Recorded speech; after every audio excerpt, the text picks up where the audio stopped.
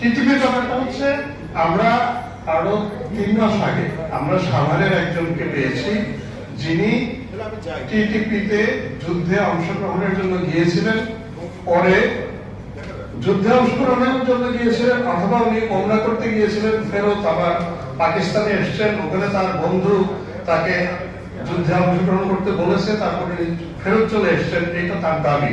কিন্তু আমাদের ইন্টেলিজেন্স আছে যে হি ওয়াজ এ পার্টিসিপেন্ট।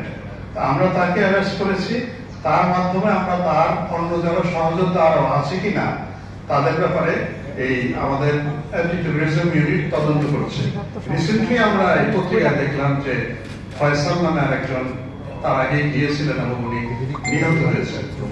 তো আরেকজন নিহত হওয়ার কথা আমরা মাঝখানে শুনেছি, যিনি ওখানে ড্রোন অপারেট করতেন, কি মানে তেহরিকে তালিবান পাকিস্তানের পক্ষে হি ওয়াজ এ ড্রোন অপারেটর। সেটাও জানা গেছে যে তিনি বাংলাদেশি, আমরা এখনো পরিচয় নিশ্চিত হতে পারিনি।